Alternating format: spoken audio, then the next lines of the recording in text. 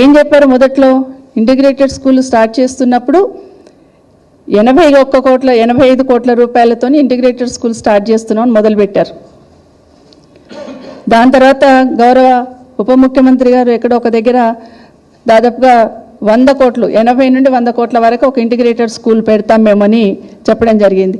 80 కోట్లతోని integrated school అని tender కూడా పిలుచున్నారు మీరే 80 కోట్లని. తర్వాత దాన్ని గౌరవ ఉప ముఖ్యమంత్రి గారు 180 కోట్ల నుండి 100 కోట్ల వరకు చేస్తానని స్టేట్మెంట్ ఇవ్వడం జరిగింది. ఇదే గౌరవ ముఖ్యమంత్రి గారు మళ్ళీ షాద్నగర్ వెళ్ళి అక్కడ ఫౌండేషన్ వేస్తూ 125 కోట్లకు సంబంధించి ఫౌండేషన్ వేయడం జరిగింది.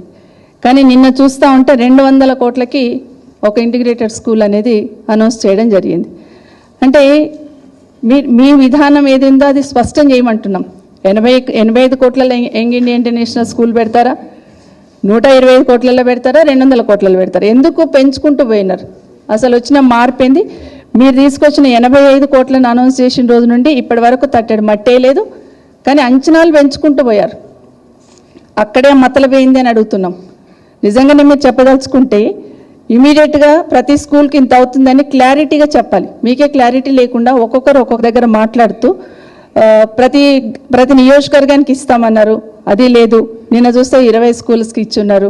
బడ్జెట్లో ఏం పెట్టున్నారు? 11,000 కోట్లు యంగ్ ఇండియా ఇంటర్నేషనల్ స్కూల్స్కి ఇంటిగ్రేటెడ్ స్కూల్స్కి పెడతామన్నారు. కానీ తీరా చూస్తే అక్కడ 4,000 కోట్లే పెట్టున్నారు. ఇవన్నీ కూడా ఎవరిని మభ్యపెట్టడానికి ఇవన్నీ మాట్లాడుతున్నాఅనేది దయచేసి గమనించమని కోరుతా ఉన్నాను.